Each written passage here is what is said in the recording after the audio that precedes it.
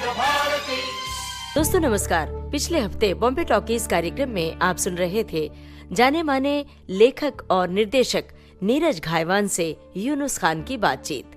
वो दिलचस्प बातचीत खत्म नहीं हुई, तो लीजिए प्रस्तुत है नीरज घायवान से यूनुस खान की बातचीत का दूसरा और अंतिम भाग।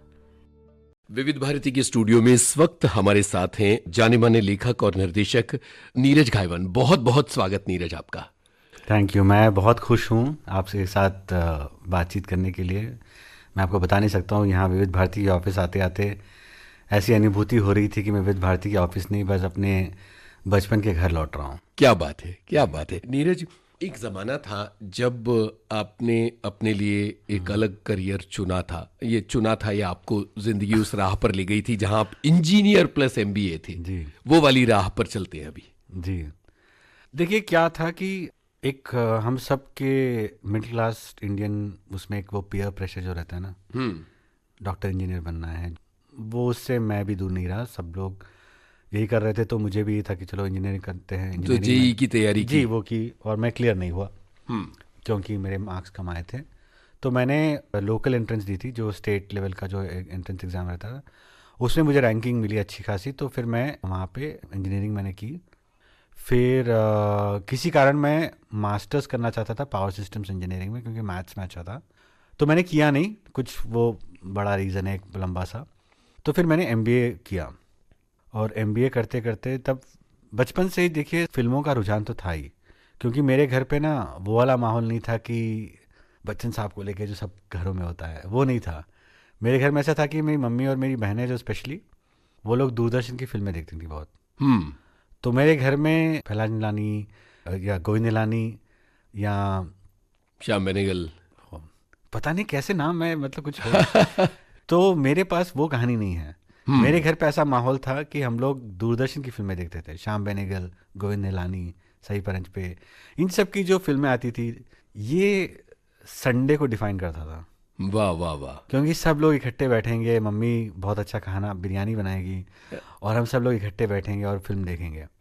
तो पैरेलल सिनेमा जो उस टाइम पे बोला जाता था, उसका मेरी दीदी ने काफ़ी वो किया। तो वो हम लोग देखते, तो वो देखते देखते अमूमन शायद जहन में वो छवि पड़ गई, और वैसी फिल्में देखने का वो बहुत मुझे हो गया था। वो रहा ही, लेकिन फिर भी जैसे MBA तक भी ऐसा था कि फिल्में देखना है, मज़ा आ रहा है।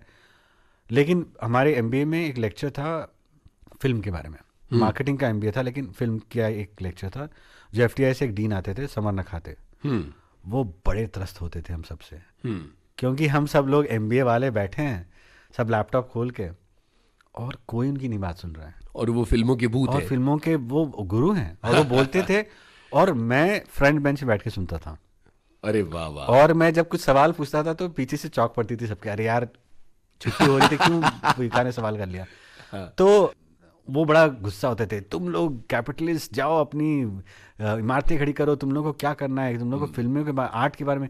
तो उस लेक्चर में सबसे पहले मैंने सिनेमा को आर्ट मीडियम के जैसे देखा। वाह। क्योंकि उन्होंने हमें दिखाई थी पाथेर पंचाली, फिर उन्होंने स्पेशियो टेम्पोरल डिसलोकेशन ऑफ टाइम करके कुछ जो एक कॉन्सेप्ट था उसके बारे में बताया। हाँ। दिल चाहता है, वो तो कुछ फिलहाल उन्होंने एक अच्छा सा एक लेक्चर दिया, तो मैं बहुत वो हो गया था। फिर बाद में कैंटीन में भी उनके साथ मिला, तो मैं फिर वहाँ से धीरे धीरे रुचि बढ़ी, फिर बड़ी हमारी रुचि आई, फिर passionforcinema.com। ये एक मेरे करियर का बहुत बड़ा हिस्सा है। कितने बड़े बड़े लोग लिख रहे थे, या हाँ, वो जो लिख रहे थे वो आगे चल के कहाँ गए? जी बिल्कुल। तो वो जो आपके सुनने वाले हैं जिनको नहीं पता है, ये एक ब्लॉग था जो इंडिपेंडेंट जो सारे फिल्म मेकर्स थे, ये सब लोग आके यहाँ पे बेझिझक लिखते थे। बिल्कुल एकदम डेमोक्रेटिक वो था। श्रीराम और राघवन लिख रहे थे, कमेंट्स अनुराग कश्यप, इम्तियाज अली, दिबाकर भी लिखते थे, अंचल मेहता, सभी सब लोग थे उस टाइम पे। और वहाँ से मैं पढ़ना शुरू किया, और धीरे धीरे रुचि बढ़ी, फिर कमेंट करना शुरू करने लग गया। फिर मैंने हिम्मत जुटा के, फिर मेरा तब हुआ कि मैं धीरे धीरे फिल्में देखना शुरू कर दिया, और वर्ल्ड सिनेमा की तरफ मेरा काफ़ी रुझान हो चुका था। तो मुझे याद है सबसे पहले मैंने नूरी बिल चेलन की एक फिल्म थी थ्री मंकीज़, तो उसका रिव्यू लिखा। फिर धीरे धीरे मैं वर्ल्ड सिनेमा के रिव्यूज़ लिखने लगा। वो इसलिए भी लिखता था क्योंकि मैं फिल्म स्कूल नहीं गया, तो मुझे एकेडमी का बहुत वो है। अभी मुझे ख्याल नहीं कि मैं फिल्म स्कूल नहीं गया, शायद ज़िंदगी भर रहेगा। तो मैं फिल्मों को बहुत करीबी से समझना चाहता था, तो मैं स्टडी करता था। तो जैसे एक फिल्म है सेटन टैंगो, बेलाटार की फिल्म है, वो 7.5 घंटे की फिल्म है जो बहुत स्लो है, ब्लैक एंड वाइट है। उसमें मतलब पेशेंस का, वो फिल्म मैं 2 बार देख चुका हूँ बैक टू बैक, क्योंकि मैं लिखता भी, नोट्स भी लिखता था म्यूट पे, ऐसे करके मैंने बहुत डिटेलली लिखता था क्योंकि मैं उसी में अपना फिल्म की पढ़ाई करना चाहता था। ऐसे लिखते लिखते मैंने काफ़ी लिखा, तो फिर ऐसे ही मैं उस ब्लॉग के थ्रू अनुराग कश्यप के साथ रूबरू हुआ। तो उन्होंने जब इसमें भी लेवल ऑफ ऑथरशिप होती थी, उसमें मैंने काफ़ी सारे दोस्त जोड़े थे आज, जो जिनके साथ मैं काम कर रहा हूँ, चाहे वो अरुण ग्रोवर हों, सुमन मिश्रा हों, चाहे पवन झा हों, जिनके साथ मेरा एक बहुत ही अच्छा प्यारा रिश्ता है। तो इन सब से सब कुछ सिनेमाई जो सफ़र रहा है ना, जो सीखा है वहीं से सीखा। तो वहाँ जो हुआ, एक अच्छा किस्सा था कि अनुराग ने हमको बुलाया और तब मैंने शायद कमीने का एक रिव्यू लिखा था, और उन्होंने 4 राइटर्स को, जो सीनियर राइटर्स बन चुके थे उस ब्लॉग पे, उनको बुलाया था उनके घर। तब मैं हिंदुस्तान टाइम्स में काम कर रहा था। ओके। जी, दिल्ली में कॉर्पोरेट काम। हाँ। उस दौरान पता है क्या होता था कि एक फिल्म है फाइट क्लब, कुछ ऐसा ही माहौल था कि आपका 9 to 5 कॉर्पोरेट जॉब चल रहा है, लेकिन शाम होते ही मैं passionforcinema.com पे जाता था, वो मेरा फाइट क्लब था। वाह वाह वाह। और ऐसे कई सारे लोग जो कॉर्पोरेट से जुड़े थे ना, वो लोग उस ब्लॉग पे आते थे। उनको अपना जो सिनेमाई एक जो सच है वहीं उनको मिलता था। तो वहाँ लिखते लिखते तो फिर अनुराग ने हमको बुलाया, तो फिर मैं, हाँ, जो ये कॉर्पोरेट के उसमें दौरान ये हो रहा था कि क्योंकि मैं MBA कर चुका था, और मैं मेरे बैच का बहुत वन ऑफ द हाईएस्ट, मतलब एक अच्छा वो था कि मैं सबसे पहले प्लेस हो गया था मेरे बैच में, मुझे प्लेसमेंट जो जॉब की हुई थी, और मुझे बहुत हाईएस्ट अर्निंग भी हो गया था। तो मेरे परिवार में बहुत खुशी थी इस बात की। मेरे मम्मी पापा हर जगह डंके की चोट बोलते कि मेरा लड़का इतना सैलरी कमाता है, उतना सैलरी कमाता है, काफ़ी उनमें वो था। और वैसा भी था कि जब दोस्त घर आएंगे तो मैं ही सब कुछ वो करूँगा, किसी को पैसे देने की ज़रूरत नहीं है, बड़े आलीशान तरीके से रहूँगा, बहुत पैसे खर्च कर सकता हूँ। ये तो पैसे को मैं खुशी मान लेता था। क्योंकि मैं बहुत पैसे कमा रहा हूँ, मैंने इसको अपना ये सच मान लिया था कि मैं खुश हूँ, और उसी को मैं, उसी डिल्यूजन में मैं काफ़ी साल बिता चुका था। और मुझे टाइटल भी बड़े फैंसी फैंसी देते थे कॉर्पोरेट, उसमें स्ट्रेटेजिक मार्केटिंग मैनेजर, ओहो, जिसका एक्चुअली कुछ होता नहीं था। तो वैसे करके, तो इसलिए पैशन फॉर सिनेमा काफ़ी काम आता था, क्योंकि वहाँ आपको अपना लगता था कि कहीं तो आप सच जी रहे हो। तो ये सब सफ़र रहा। तो अनुराग ने एक बार बुलाया, तो उसके घर गए, तो बड़ी डांट लगा रहे थे सबको कि अरे तुम ऐसे क्यों लिख रहे हो, थोड़ा और खुल के लिखो। अब मुझे लगा यार मेरी बारी आ रही है, तो जैसी मेरी बारी आई तो उन्होंने बोला अरे यार मैं तुम्हारे राइटिंग का फ़ैन हूँ। तो एकदम पीछे देखने लग गया, किसके बारे में आप बोल रहे मेरी बात कर रहे हो? तो हाँ, अरे तुम बहुत अच्छा लिखते हो यार, कंटिन्यू करो ऐसे ही। तो वैसे करके बहुत दोस्ती हो गई। फिर उन्होंने बहुत प्रोत्साहन दिया कि मतलब ये वो। फिर मैंने सोचा कि यार फिल्म मार्केटिंग करते हैं। वही जो एक स्नूटी MBA बोलते हैं ना, जो MBAs का एक वो एक सर पे सींग होते हैं कि भाई हम तो भाई एलीट हैं। तो वो था कि मैं फिल्म मार्केटिंग कर लेता हूँ, क्योंकि ये जो पैसे मिलते जाएंगे, सिनेमा से जुड़ा भी रहूँगा। उसके आसपास ही कुछ मैंने एक जॉब भी पकड़ ली। मैंने एक पे कट लिया और मैं मुंबई पहुँचा।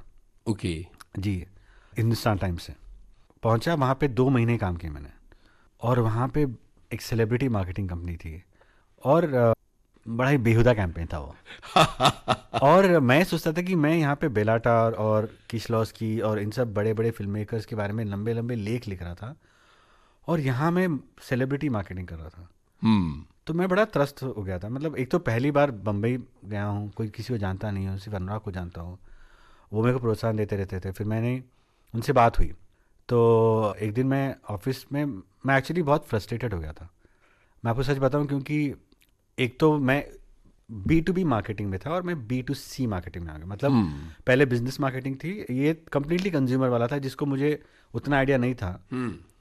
और मुझे एक टास्क दिया गया था कि एक सेलिब्रिटी का कैंपेन लॉन्च करो और मार्केट से 1 करोड़ रेज करो। अब कोई तैयारी नहीं हो रहा था, और मैं पहली बार फेलियर देख रहा था। इससे पहले हर जगह मुझे काफ़ी ख्याति मिली है, और हर कंपनी में मेरा अप्रेजल काफ़ी हाई रहा है। तब फेलियर का जब एहसास हुआ, तब अपने आप को बहुत छोटा महसूस कर रहा था मैं। तो मुझे समझ नहीं आता मैं जीवन के साथ कर क्या रहा हूँ, कि मैं यहाँ पे सही नहीं कर रहा हूँ, और सिनेमा में इतना प्यार है लेकिन क्या कुछ नहीं कर पा रहा हूँ। तो मैं नीचे आता था और उड़ान फिल्म के गाने सुनता था, ओहो, कि अपने आप को थोड़ा मतलब प्रोत्साहन देने के लिए। तो एक दिन अनुराग का फ़ोन आया, तो मड्रिड में गैंग्स ऑफ वासेपुर की कहानी लिख रहे थे। उन्होंने बोला कि कैसा चल रहा है, तो मैंने बोला नहीं यार कुछ पता नहीं। तो बोला क्या हुआ, तो कि नहीं मतलब पता नहीं मैं क्या कर रहा हूँ, ये तो मैंने नहीं सोचा था। तो तुम कब तक वो झूठ में रहोगे, तुमको अगर फिल्मों में करना है तो आ जाओ, मुझे असिस्ट कर लो। बोला अनुराग तुम्हें इतने लोग पूछते हैं यार, तुम इतने अच्छे फिल्म मेकर हो और तुम खुद मुझे बोल रही तो बड़ा बड़ी बात है, लेकिन मैं नहीं जानता मुझ में है ये नहीं। उन्होंने बोला कि अगर तुम करके नहीं देखोगे तो कैसे पता चलेगा तुम में है ये नहीं। वाह। वो बात मेरे को भर कर गई। और मैं ऑफिस में ही था, नीचे था, उनका फ़ोन किया और वापस गया मैं, और सीधा मैंने अपना रेजिग्नेशन टाइप कर दिया। गजब। और सब सीईओ सबको मेल भेज कर दिया। जैसे ही सेंड हो गया उसके बाद तुरंत से अरे मैंने क्या कर दिया। और तभी मेरे मम्मी पापा फ़ोन करते हैं, हाँ। बोलते हैं कि हमने तुमको बोला था ये परिवार से मिलने के लिए, तुम गए मिलने के लिए? हम्म। वो रिश्ते की बात कर रहे थे। मैंने बोला कि नहीं मैं तो वहाँ गया नहीं, और मैंने अभी जॉब छोड़ दी, अब मैं फिल्मों में जाऊँगा, मैं अनुराग कश्यप को शायद असिस्ट करूँगा। वो लोग बहुत गुस्सा हो गए, बहुत चिल्लाए, फिर बात करना बंद कर दिया दोनों ने। बड़ा अजीब, मतलब शायद थोड़ा एग्जैजरेट कर रहा हूँ, बट तब अनाथ वाली फीलिंग आई थी। क्योंकि उस शहर में मैं किसी को नहीं जानता था ज़्यादा, अनुराग भी नहीं थे क्योंकि मैड्रिड में थे। जैसे ही वापस आया फिर मैंने बोला यार मैंने कुछ गलत तो नहीं किया, लेकिन अनुराग ने बहुत प्रोत्साहन दिया। फिर उन्होंने बोला कि चल मैं तुझे एक फ़िल्म दिखाता हूँ। तब उन्होंने मुझे उड़ान फिल्म दिखाई, प्रीव्यू वाली। उस देखने के बाद मुझे लगा कि शायद मैं सही कर रहा हूँ। फिर उन्होंने पहला ब्रेक दिया मुझे। आज मेरे करियर का सबसे बड़ा कारण वही है। उन्होंने अगर वो प्रोत्साहन नहीं दिया होता, ना उन्हें अगर गैंग्स ऑफ वासेपुर में काम करने के लिए जगह नहीं दी होती, तो शायद मैं यहाँ तक नहीं पहुँचता। तो उनके साथ जो सीखा बहुत कुछ काम आया। सबसे बड़ी सीख ये उनसे वही सीखी है कि फिल्म सबके साथ बनती है। बिल्कुल।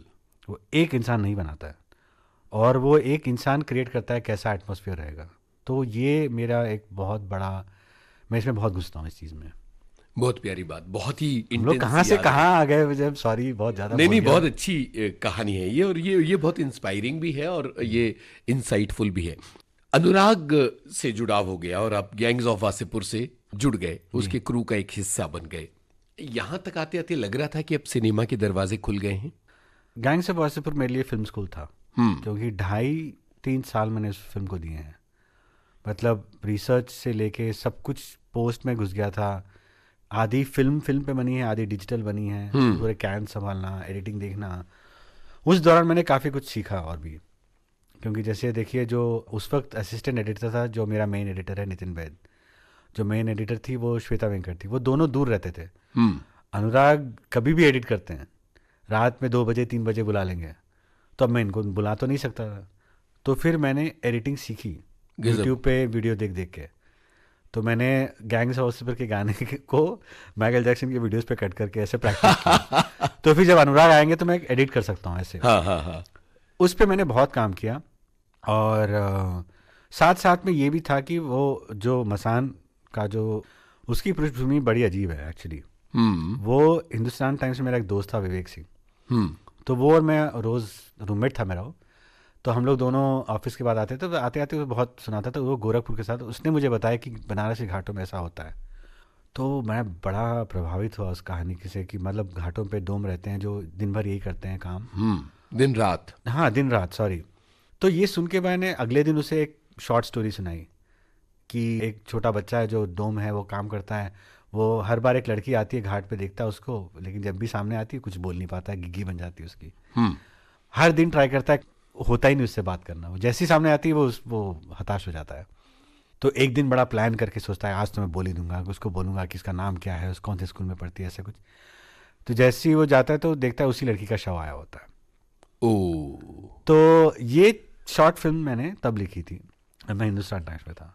तो फिर जैसे ही मैं कॉर्पोरेट लाइफ छोड़ा, जब मेरा पुनर्जीवन शुरुआत हुई, तब मैंने एक स्क्रीन प्ले लिखा था जिसमें ये 3 स्ट्रक्चर वाला था कहानी इसमें वो, लेकिन बहुत ही 80 के दशक की सिनेमा से प्रभावित था, क्योंकि मेरे पास कोई रेफरेंस नहीं था।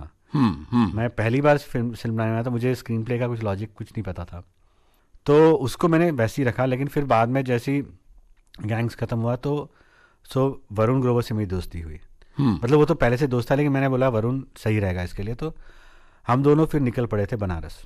वाह। जी, तो बनारस में हम लोग घाटों पे पहले गए तो हमको भड़का दिया गया कि कौन है ये लोग, शहरी बैकपैकर्स। तो फिर हमने ट्विटर पे कुछ मुहिम चलाई, तो कुछ जर्नलिस्ट हमसे जुड़े हैं, उत्पल पाठक, अभय त्रिपाठी, फिर नम्रता जोशी ने हमें उनका कांटेक्ट वगैरह दिया था। तो उनसे जुड़कर हमने फिर हम कुछ 1 महीना बनारस में रहे और BHU में हम लोग रुके थे क्योंकि हमारा अलमना है वहाँ का। तो रुकने के बाद रोज़ घाटों पे जाते, कहानियाँ वो बटोरने लगे। फिर हमने बहुत एक ब्रॉड स्टोरी लिखी हमने दोनों ने मिलके, कि जो मेरी पहली वाली कहानी थी उसको वो करके एक स्टोरी लिखी। फिर हम लोग जब वापस आए तो वरुण ने उस पर स्क्रीन पे लिखा।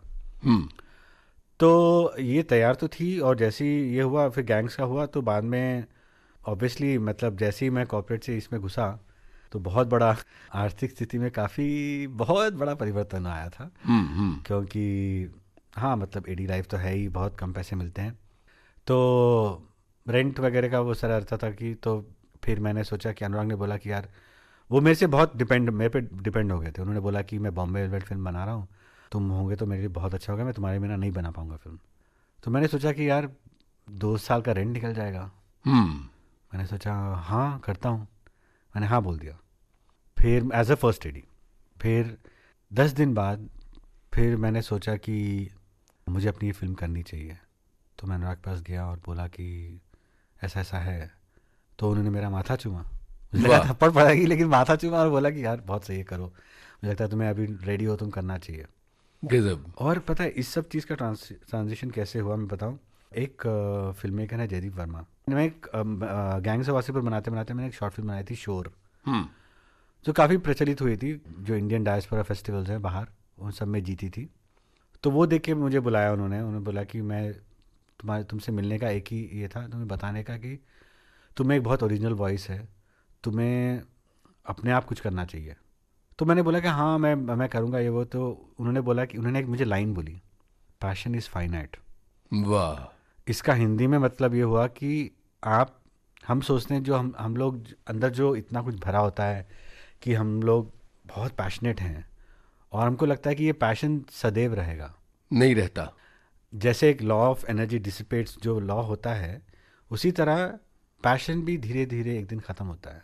वो भी एक टाइमलाइन के साथ आता है, उसकी भी एक एक्सपायरी होती है। तो ये मुझे काफ़ी अंदर से घर चोट कर चुका था, क्योंकि मुझे लगा यार, क्योंकि मैं फिल्म लाइन में जब आया था मैं 29 था, मुझे लगा मैं ऑलरेडी लेट हूँ, क्योंकि जो एडी से सब मेरे से इतने कम उम्र वाले थे, और मुझे लगा मुझे कितना टाइम जाएगा।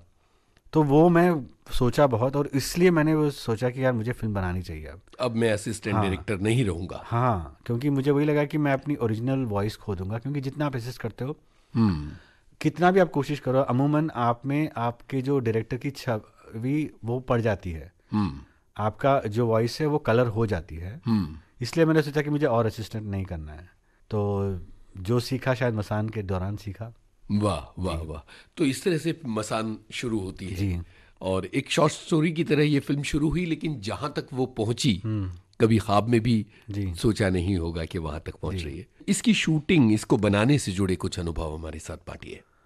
देखिए, मैं जैसे फिल्म बनाता हूँ तो मतलब मेरा एक अजीब सा एक उसूल है, मेरी ज़रूरत है, उसूल से ज़्यादा ज़रूरत है कि पूरा यूनिट एक परिवार बन जाए।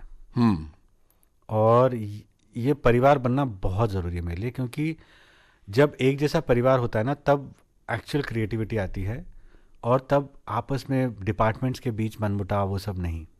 तो जैसे मसान हमने बनाई तो हम सारे लोग एक ही होटल में रुके थे। बिल्कुल। और उसी तरह होमबॉर्न में भी जब हम किए तब भी हम सारे एक ही होटल, मतलब बी क्रू ए क्रू, ऐसा मुझे वो डिमार्केशन पसंद नहीं है।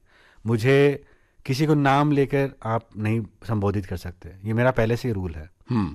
क्योंकि आप बहुत सुनते होंगे सेट दादा, ड्रेसिंग, स्पॉट, सबको नाम सीखना है, नाम लेके ही बुलाना है।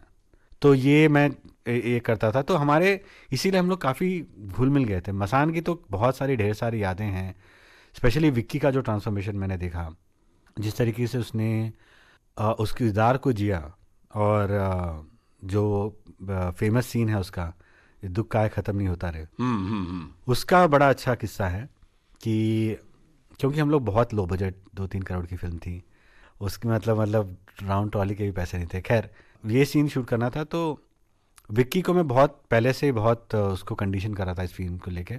अगेन जैसे मैं सोचता था ना गाने सुनाता हूँ, तो मैं उसको गाने सुनाता था।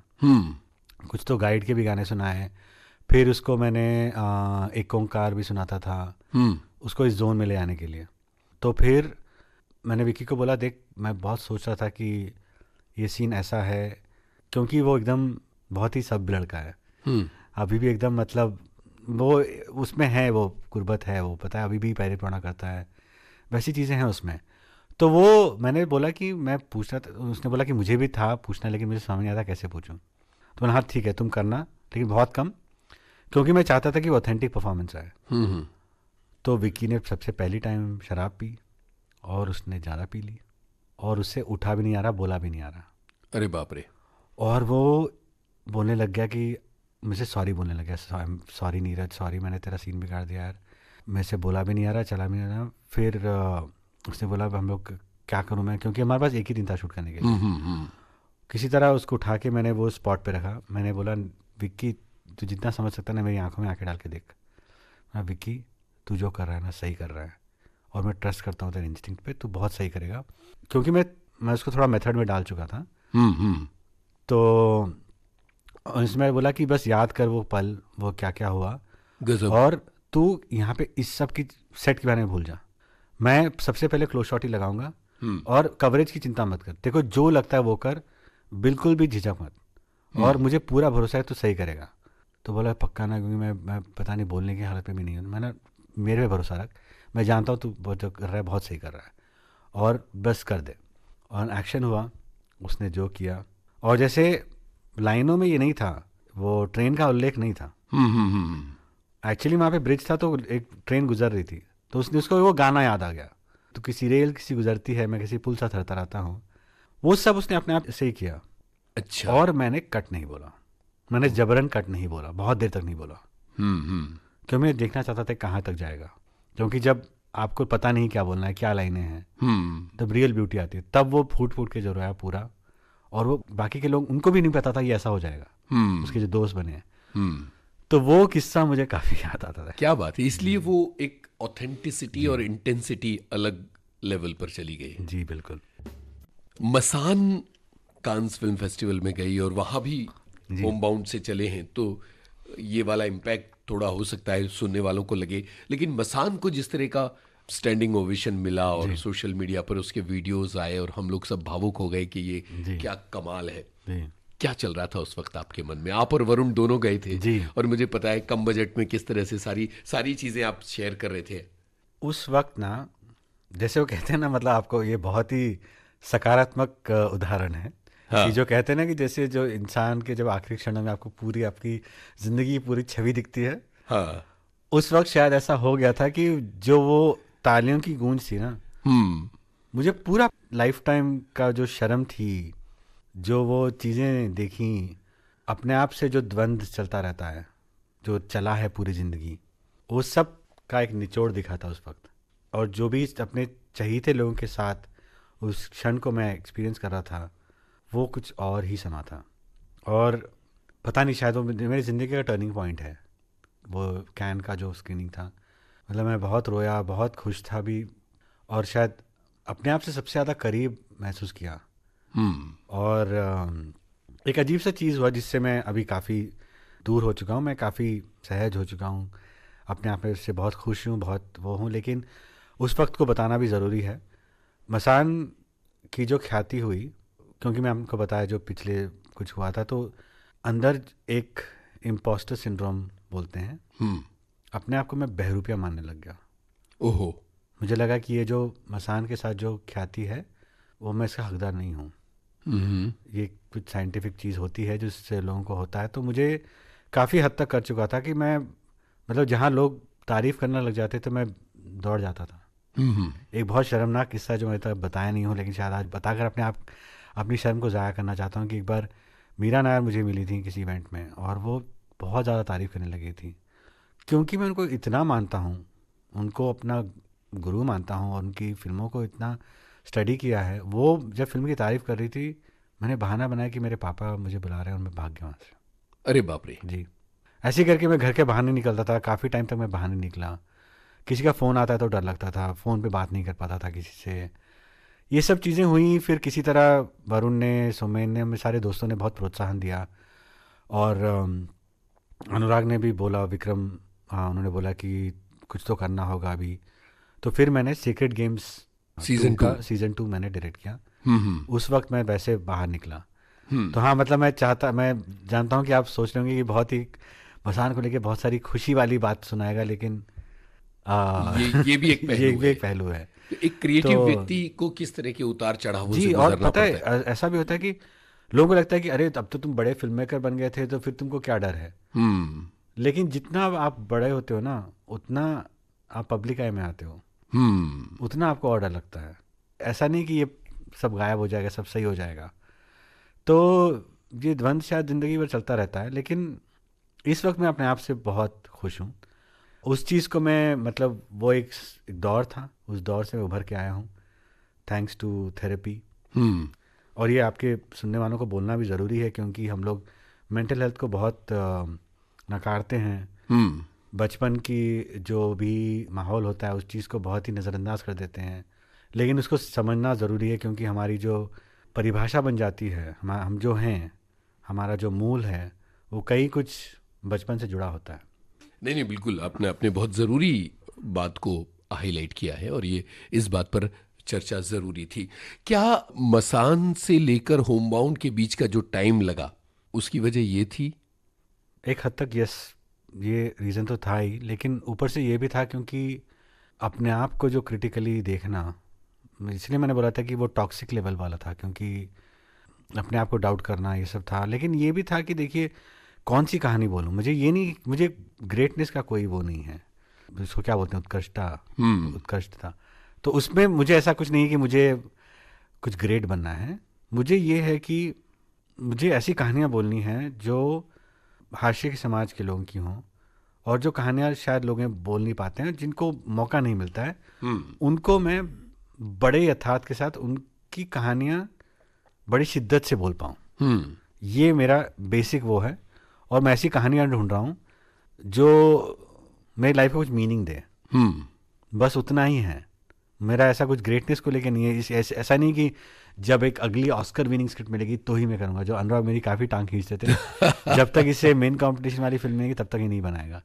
लेकिन जंग तो अपने आप से ही थी कि मेरी विचारधाराओं को लेके, मेरे उसूलों को लेके, मेरी आइडेंटिटी को लेके जो अनुकूल एक कहानी मिलेगी, जिसको मैं शिद्दत से, बड़ी समझदारी से, बड़ी रिस्पॉन्सिबिलिटी के साथ बना पाऊँ, मैं वो बनाना चाहता हूँ। लेकिन नीरज, आपकी जो पूरी यात्रा है, अगर उसको ध्यान से देखें तो मैं ये देखता हूँ कि हाशिए पर रहने वाले लोगों की कहानी को कहने वाले one of the first director आप रहे हैं, चाहे मसान हो। मसान के बाद के जो भी काम है आपके, थोड़ी झलक सेक्रेट गेम्स में मिलती है, मेड इन हेवन में भी इसकी झलक मिलती है, गीली पुच्ची में इसकी एक झलक मिलती है जो अजीब दास्तान का एक हिस्सा है। बल्कि मुझे एक एड याद आता है, थर्ड जेंडर वाला जो एड आपने बनाया था, उसमें भी उसकी झलक मिलती है, और फिर होम बाउंड में भी मिलती है, और आपको जूस में भी मिलेगा। जूस में भी मिलती है। हाँ, मैं जूस को भूल गया था। तो ये पूरी जो यात्रा है उसमें आप दबाए हुए, जुल्म का शिकार, हाशिए पर रख दिए गए लोगों की कहानी किसी न किसी तरह से आप कहते हैं, आप एक कमर्शियल प्रोडक्ट का एड बनाते हुए भी वो कहानी अपनी तरह से कहते हैं। जी, देखिए, इसके लिए ना, क्योंकि मैं खुद भी उसी एक समाज से आता हूँ, तो मेरे लिए आसान हो जाता है टू एम्पैथाइज। शायद इसलिए मैं उनकी तरफ ज़्यादा आकर्षित होता हूँ, क्योंकि उनकी दर्द से शायद मेरा दर्द भी कम हो जाए। उनकी कहानी बोल पाता हूँ तो लगता है मेरी कहानी भी मैं बोल पा रहा हूँ, और एक रिलेटिबिलिटी होती है। देखिए, जैसे मेरे बहुत सारे दोस्त हैं जो मेरे करीबी दोस्त हैं, लेकिन कभी कभी ऐसा होता है कि जैसे मेरे जो करीबी दोस्त हैं जो मुसलमान हैं, शायद उनके साथ में कुछ ज़्यादा ओपन अप हो जाता हूँ, वो फ्रीडम ज़्यादा मिलती है, ऐसा लगता है मुझे। और एक और चीज़ ये है ना, जो होमबाउंड का भी एक थीम है, कि जब हम आपस में आत्मीयता का कनेक्शन ढूंढ लेते हैं, जब आपस में इंसानियत का कनेक्शन ढूंढ लेते हैं, तो वो एक सिस्टम के प्रति, एक सत्ता के प्रति सबसे बड़ा प्रतिशोध है। Connection is the biggest form of resistance. Yes. और ये भी देखिए ना, मुझे बहुत लोग बोलते हैं अरे तुम हर वक्त दलित कहानियाँ क्यों बताते हो यार। मैं उनको पूछना चाहता हूँ कि आप लोग 10% से भी कम पॉपुलेशन की ही फिल्में क्यों बनाते हो? मैं तो 25% पॉपुलेशन की फिल्में बना रहा हूँ, जो गिन चुन के 3-4 ही हैं। बाकी सब तो 10% वाले ही हैं। क्योंकि क्यों ना बनाई जाए, मतलब इट्स नॉट हाशिए में मैं वो भी है, और ऐसा है कि मेरी 3 बहनें हैं, मेरी मम्मी हैं, घर में थोड़ा पुरुष प्रधान माहौल रहा है, वो देख के भी मैं काफ़ी बड़ा हूँ, इसलिए शायद। और मुझे लगता है मेरी जो आइडेंटिटी है काफ़ी कुछ डिराइव फ्रॉम माय मदर, और मेरी सिस्टर्स भी हैं, उन्होंने भी काफ़ी योगदान दिया। तो इसलिए मेरा जो फेमिनिज्म भी है वो पर्सनल है, पॉलिटिकल नहीं है, पर्सनल है। वो आपकी फिल्म, शॉर्ट फिल्म जूस में आता है। और वो मंजर मैंने देखा है, वो माहौल मैंने देखा है कि मतलब भारतवर्ष की कितनी सारी महिलाएं हैं जो बड़े प्यार से मतलब कोई गेट टुगेदर होता है तो मतलब एक किचन में, जैसे ये जूस की बात करें तो मैं से एक आपको चीज़ बताता हूँ, जैसे आप जो भी सुनने वाले हैं एक बार गौर कीजिए, हमारे भारत के किचन में फ़ैन क्यों नहीं होता है? खिड़की भी होगी तो बहुत छोटी होगी, बोलेंगे गैस बुझ जाती है, लेकिन आप फ़ैन ऐसे रख सकते हो। किचन कभी भी छोटा होगा, उसमें खिड़की नहीं होगी, क्यों?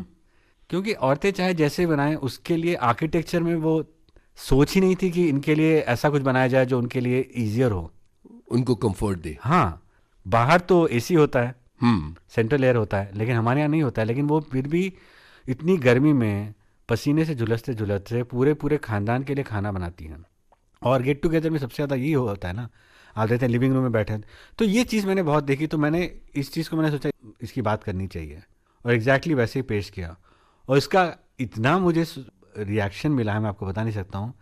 कितने सारे यूनिवर्सिटीज़, कितने सारे स्कूल सोशियोलॉजी में ये सब वो फिल्म दिखाते हैं, और अभी भी जैसे इतनी सारी महिलाएं आके मुझे बताती हैं कि हमने अपने पति को दिखाया और उसमें इतना चेंज आया है। और अब जैसे अब मेरे फैमिली में ऐसा होता है कि हम लोग कोशिश करते हैं कि औरतें पहले खाएं, फिर मर्द खाएंगे। गजब, अमूमन इसका उल्टा होता है। जी बिल्कुल।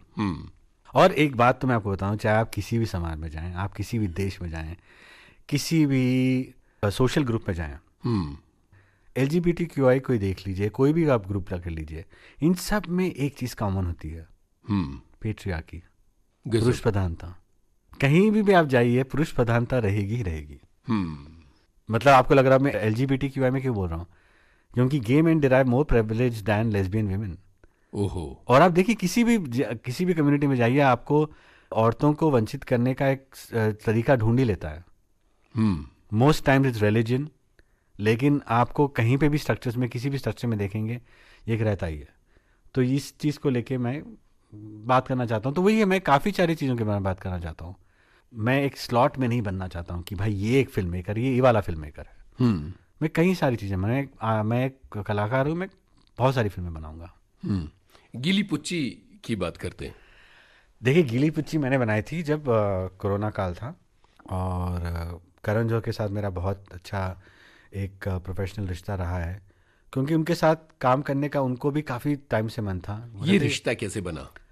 ये मसान के बाद हुआ, और उनके साथ ये था कि उन्होंने बोला कि मुझे ज़िंदगी में आपके साथ एक फिल्म करनी है, चाहे जो भी हो, आपके साथ जुड़ना है। तो मैं बड़ा खुश हुआ कि मतलब बॉलीवुड के सबसे बड़े प्रोड्यूसर ऐसा बोल रहे हैं। तो उनके साथ काफ़ी कोशिश हुई हमारी 1-2 फिल्म करने की।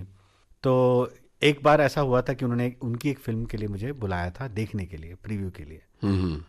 और तब हमारी बात हो रही थी एक फिल्म को लेके कि मैं डायरेक्ट करूँगा, प्रोड्यूस करेंगे। तो वो फिल्म मैं देखने गया, मुझे फिल्म उतनी पसंद नहीं आई। बोल दिया, इतने बड़े प्रोड्यूसर हैं और वो मेरी फिल्म प्रोड्यूस करने वाले हैं। और मैं वो प्रीव्यू से भागा और घर पहुंच गया, किसी को मुंह नहीं दिखाया। मुझे लगा भूल गए, मुझे मैसेज आया तुमने बताया नहीं। अब मैं कैसे बोलूं, क्योंकि इतने बड़े प्रोड्यूसर हैं, अब मैं क्या बोलूं। मैंने उनको बहुत लंबा मैसेज छोड़ा। मैंने बोला कि मैं जानता हूं कि आप गुस्सा होंगे, और आप इतने बड़े प्रोड्यूसर हैं और आपकी मैं काफ़ी इज़्ज़त करता हूं, और इसी वजह से मैं चाहता हूं कि मैं आपको सच बोलूं कि मुझे फ़िल्म ये वजहों से पसंद नहीं आई, और एक तरह का इरेजर है, काफ़ी मैंने लिखा। और मैं समझ सकता हूँ कि अगर आप, उन्होंने और भी लंबा मैसेज में रिप्लाई किया मुझे। उन्होंने बोला कि काफ़ी लोग जो मुझे आते हैं वो झूठी तारीफ़ करते हैं। मेरे लिए इज़्ज़त ये अच्छी चीज़ है कि तो आप ऑनेस्टी से बताएं क्या है। मुझे इतनी बड़ी इज़्ज़त आज तक नहीं मिली, कोई मुझे ऑनेस्टली बताया क्या है। उसने बोला इसीलिए मैं तुम्हारे साथ और भी मेरा मन है तुम्हारे साथ काम करने का। तो ऐसे ही हमारा रिश्ता जुड़ा है। तो यही है कि अबाउट ऑनेस्टी। और उन्होंने बोला मैं तुम्हारी जैसी फिल्में नहीं बनाता हूँ, लेकिन मैं तुम्हारी सोच और विचारधारा से जुड़ा हूँ, और मैं चाहता हूँ कि मेरे बैनर तले तुम्हारी ऐसी फिल्म बने कुछ। वाह। तो तब हम लोग एक बायोपिक भी बनाने वाले थे साथ में। ओके। वो हो नहीं पाई। उसमें पहले आलिया फिर जानवी होने वाली थी, वो सब खैर वो नहीं हो पाया। फिर गीली पुच्ची का ऐसा हुआ कि चलो उन्होंने बोला ये तो कर एक शुरुआत तो करते हैं। गीली पुच्ची में क्या हुआ कि कोरोना काल था, तो उसको मैंने 1.5 साल लगा लिखने के लिए, एक शॉर्ट फिल्म, क्योंकि टाइम ही टाइम था। और वो मेरे ख्याल से मेरी सबसे कॉम्प्लेक्स फिल्म है, क्योंकि वो एक इंटरसेक्शनैलिटी पे है। बिल्कुल। देखिए हम लोग भारतीय जो है ना, हमारा मूल तौर पे होना ही पॉलिटिकल है, क्योंकि हम लोग इतनी सारी आइडेंटिटीज़ को लेके जीते हैं। हमारा धर्म, हम किस क्षेत्र में रहते हैं, किस स्टेट में रहते हैं, कौन सी म्यूनसिपैलिटी में अंडर आते हैं, और कहाँ पढ़ते हैं, कि पढ़े हैं कि नहीं पढ़े हैं, कास्ट कौन सी है, क्या है, इतनी सारी चीज़ों का हम लोग इंटरसेक्शन है। तो हमारा एग्जिस्ट करना ही पॉलिटिकल चीज़ है। तो करना चाहता, एक्चुअली इस कहानी का मूल ना बहुत पहले मसान में था। जब एक आइडिया आया था मुझे कि शायद देवी का किरदार एक ऐसे फैक्ट्री में होता है सब, तब मैंने वरुण ने दोनों ही मान लिया था कि ये इसमें नहीं बैठ रहा है। तब मैंने इस पर पिरोया। तो गीली पुच्ची में सबसे ज़्यादा लिखने में दिक्कत हुई थी, क्योंकि मेरे साथ एक राइटर जुड़े थे। गीली पुच्ची लिखने में सबसे ज़्यादा दिक्कत इस बात की थी, क्योंकि अब अगर आप पुरुष प्रधानता की बात करेंगे तो कहीं ना कहीं समलैंगिकता को नकार देंगे, उसकी बात करेंगे तो क्लास पे प्रॉब्लम आ जाएगी। तो वो इतना मिश्रण था ना, इतनी सारी चीज़ों को लेके मिश्रण था। कास्ट की बात भी हो रही है, समलैंगिकता के बारे में बात हो रही है, फिर पुरुष प्रधानता पे बात हो रही है, क्लास के बारे में बात हो रही है, और कल्चरल कैपिटल की बात हो रही है। काफ़ी सारी चीज़ों का मिश्रण था, और इसके लिए कोनकना का भी काफ़ी श्रेय है। क्योंकि वो जब आई, तो हम लोग जब कोरोना में मास्क वगैरह लगा के मिलते थे, तो वो आती थी तो वो ऐसे ही उस किरदार में आती थी, जीन्स पहन के, शर्ट्स फोल्ड करके, बड़े जूते पहन के, चलना भी वैसा। उन्होंने बहुत कुछ अपने आप को बदला। और हम लोगों ने पता नहीं कैसे, मतलब मैं वो शूट किया हूँ तो पूरा पीपी किट पहन के, मास्क पहन के वैसे शूट किए हैं। ओहो। और धर्मा ने बहुत अच्छी हमारे लिए सहूलियत बना के रखी थी। हमारे लिए वो बबल बनाया था। हम लोग एयरपोर्ट के यहाँ जो होटल है वहाँ पे रुके थे, हम लोग पूरा यूनिट वहीं रुका था, और हमने वो फिल्म बनाई। और एक्चुअली उस फिल्म के साथ एक पर्सनल चीज़ भी ये थी। मसान में क्या है, क्योंकि बजट कम था, तो मैं उसको जितना विजुअली चैलेंज कर सकता था मैं नहीं कर पाया था। अविनाश अरुण ने बहुत अच्छा उसको शूट किया, बहुत अच्छा काम किया, लेकिन फिर भी एक खलन था कि यार मैं विजुअल फिल्म मेकर बनना चाहता हूँ। तो तब मैंने डेविड फिंचर नाम के एक फिल्म मेकर है, उनकी सारी फिल्में बहुत देखी, मतलब साइलेंट करके म्यूट करके देखता। तो मुझे लगा कि इस बार मैं बहुत कोशिश करूँगा कि उसमें बहुत कलर थियरी, पैलेट डिज़ाइन, उसमें मैंने बहुत घुसा हूँ। अच्छा जी, क्योंकि आप देखेंगे उसमें जो जैसे वार्म लाइट यूज़ किया है अमीरियत दिखाने के लिए, उनका जो वर्क है वो ब्लू टोन्स में है, कोल्ड लाइटिंग में है, हाँ काफ़ी कुछ चीज़ें वो की। और गीली पुच्ची जो है मेरी सबसे संजीदा फिल्म वही रही है। बिल्कुल, वो अजीब दास्तान जो एंथोलॉजी है उसका हिस्सा है, और हाँ। जिन लोगों ने नहीं देखी है उन्हें ज़रूर देखनी चाहिए। कांता भाते तब गुनपोरा, ये गाना हमने सुना। सेक्रेड गेम्स आपके लिए कितना मायने रखता है, और क्या दिया उसने आपको as a creative person? Sacred Games में काफ़ी डर था मेरे लिए, मैं आपको सच बताता हूँ। वो इस डर इसलिए था क्योंकि मैं मानता हूँ कि जैसे कुछ फिल्म मेकर्स हैं जिनको मैं मानता हूँ जो क्राफ्ट में बहुत ही आगे हैं, जो ट्रू फिल्म मेकर्स हैं, जिनको सारे डिपार्टमेंट्स पता है, जिनको टेक्निकली इतनी समझ है। उसमें मानता हूँ विक्रम मोटवाने हैं, जोया अख्तर हैं, दिबाकर बैनर्जी, इन लोगों को मैं बहुत मानता हूँ। उनका टेक्निकल चीज़ें में काफ़ी आगे है। और सेकेंड गेम्स ऐसा था कि 25 दिन की कहानी थी और 12 दिन हो चुके थे, सेकेंड सीजन में 12 दिन और, तो डायरेक्ट कंटिन्यूटी है। और विक्रम इतने अच्छे फिल्म मेकर हैं, उनका जो क्राफ्ट इतना पुख्ता है, और मैं सिर्फ एक फिल्म वो था, तो मुझे उस शूज़ में घुसने के लिए बहुत ज़्यादा डर हो रहा था, क्योंकि उस क्राफ्ट को मैच करना था। तो वो मेरे लिए उस डर से पार उतरना मेरे लिए बहुत वो था। और मैंने अपनी ही कुछ भी किया है, जैसे सैफ अली के साथ एक निजी रिश्ता बन गया था। तो ऐसा हमने किया था कि अनुराग जो है वो नवाजुद्दीन जी का ट्रैक वो डायरेक्ट कर रहे थे, और मैं सैफ अली का ट्रैक जो कंटेम्प्रेरी स्टोरी में थी। तो उनके साथ काफ़ी एक बहुत ही मजाकिया इंसान है, बहुत पढ़ते हैं, सेट पे भी किताबें पढ़ते हैं, तो उनको भी जैसे डायरेक्ट करना है तो मुझे पता है कि इनको किताबों का उल्लेख करें, इनको ऐसा उल्लेख करें तो समझ में आता है। तो ऐसे उनको काफ़ी समझ है इन चीज़ों की, तो उनको भी काफ़ी मज़ा आता था कि मैं उनके साथ बहुत बातें करता था, डिस्कस करता था। वो बाद में मेरे लगे थे हम दोनों को एक फ़िल्म बनानी चाहिए साथ में, वैसा एक वो गया था। लेकिन यकीन मानिए तो मतलब एक तो मैं अपने दोस्तों के और मेंटर्स के साथ काम कर रहा हूँ, मतलब तीनों सबसे चहीते, वरुण है, विक्रम है, अनुराग है, लेकिन फिर भी डर कायम है। यही तो मैं आपको बता रहा हूँ कि ये डर जाता नहीं है जी। और इस वक्त तो ये था कि विक्रम को मैचअप करना है, तो मतलब मैं करते करते ही सीखा हूँ। मसान में बहुत कुछ सीखा हूँ। पहली फिल्म में मतलब होता है कि जैसे आप 300 लोग आपकी तरफ देख रहे हैं और आप ब्लैंक आउट हो जाते हो, आपको नहीं समझ आता है क्या बोलना है, और आप नहीं दिखा सकते कि आपको पता नहीं है। आपको ऐसा दर्शाना होता है कि आपको सब कुछ पता है। तो ये सब चीज़ें, और सेक्रेड गेम्स में मैंने काफ़ी विजुअल लैंग्वेज, ये सारी चीज़ें सीखी, और एक्शन। और मेरी भाई ये मेरा था कि कुछ अलग सा करूं। उसमें पता है एक अच्छा सा एक सीन है जो काफ़ी प्रचलित नहीं हुआ, लेकिन उसका मैं छोटा सा उल्लेख करना चाहूँगा, जल्दी बताऊँगा। उसमें ये था कि चेस सीक्वेंस फिल्मों में बहुत लोग करते हैं और एक हॉलमार्क होता है, लेकिन मुझे लगता था कि एक इंसान पीछे भाग रहा है, हम लोगों ने सबने कर चुके हैं। अनुराग कश्यप इसमें कहीं आगे माहिर हैं, कई सारे चीज सीक्वेंस कर चुके हैं। तो मैंने सोचा कि ऐसा कुछ नया करना चाहिए, कुछ हो जो एक्साइटमेंट लाए। तो मैंने एक ऐसा सीक्वेंस किया था कि उसमें सैफ अली खान, हम लोग धारावी में शूट कर रहे थे, वो एक गुंडे के पीछे भागते हैं, भागते हैं भागते हैं भागते हैं 2-3 गलियां, फिर वो एक बिल्डिंग के सामने पहुंचते हैं और वो आदमी जो है बिल्डिंग में ऊपर भागता है, वो उनके पीछे पीछे भागते हैं। 4 फ्लोर्स ऊपर टेरेस पे लड़ाई होती है, फिर उसको घसीट के 1 फ्लोर नीचे लाते हैं। तो ये सारा पूरा एक टेक में। ये हमने ये टेक्निकल एक चीज़ की है। ये क्या किया था कि कैमरा लेके जो भागता है इंसान, उनके बहुत संजीदा तरीके का एक शॉट था। गजब गजब गजब, क्या बात है। इसे तो दोबारा देखना होगा इस तथ्य के मद्देनजर। मुझे लगता है कि अब आखिरी सवाल कर लिया जाए इस लंबी बातचीत का, और वो ये है कि जब फिल्में नहीं बना रहे होते हैं तब क्या चल रहा होता है? बड़े खेद के साथ कहना चाहता हूँ कि मैं फिल्में जब नहीं बना रहा था तब फिल्में देखता हूँ। जी, टीवी शोज, ये वो। मेरी 2 बिल्लियाँ हैं जो मेरा परिवार है, बेला और फेलिनी नाम है उनके, वो भी फिल्म मेकर्स के नाम है, देखिए। वाह वाह। तो आप समझ सकते हैं कि मेरा अनवाइंडिंग, और अभी भी शायद उतना वो नहीं हो पाया हूँ कि अपने लिए छुट्टी ले लूँ, ब्रेक ले लूँ, क्योंकि बिना पर्पस की छुट्टी लेना मुझे वो होता है। तो शायद मैं किसी दिन ले लूँगा, लेकिन जी हाँ, मतलब कुछ और नहीं आता, सिर्फ सिनेमा। क्या प्यारी बात है। इतना ज़रूरी हिस्सा विविध भारती आपकी ज़िंदगी का रहा है, और इस वक्त हम विविध भारती के स्टूडियो में बैठे हैं और कई घंटों से हमारी ये बातचीत चल रही है। आपने बहुत सारे लोगों के इंटरव्यूज़ विविध भारती पर सुने होंगे। आज खुद यहाँ हॉट सीट पर बैठ के कैसा लग रहा है आपको?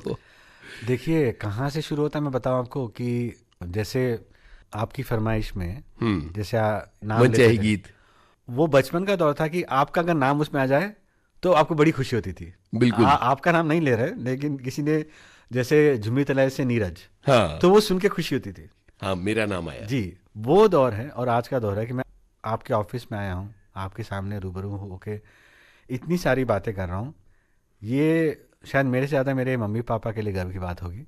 वाह। क्योंकि उनका इतना जीवन परिश्रम और संघर्ष से जुड़ा है ना, उसको नकारा है तो विविध भारती ने, क्योंकि वो एक घर में एक शांति का, एक सुकून का एक साया बना रहा है घर पे, क्योंकि विविध भारती चलती रही। वाह वाह वाह। नीरज, आप विविध भारती के स्टूडियो में आए, इतनी सारी बातें की, बहुत बहुत शुक्रिया। आगे फिर कभी बैठेंगे और भी ज्यादा बातें करेंगे। बिल्कुल, मैं आप जब बुलाएं मैं आ जाऊंगा। Thank you. शुक्रिया। बॉम्बे टॉकीज इस कार्यक्रम में अभी आप सुन रहे थे जाने माने लेखक और निर्देशक नीरज घायवान से यूनुस खान की बातचीत। आज आप सुन रहे थे इस बातचीत का दूसरा और अंतिम भाग। चलने से पहले आपको बता दें, इस कार्यक्रम में रिकॉर्डिंग इंजीनियर भावना सिंदल, संपादन सहयोग रीमा जोशी, विविध भारती की ओर से इस कार्यक्रम के प्रस्तुतकर्ता जुबैर खान। तो अब हमें दीजिए इजाजत। नमस्कार।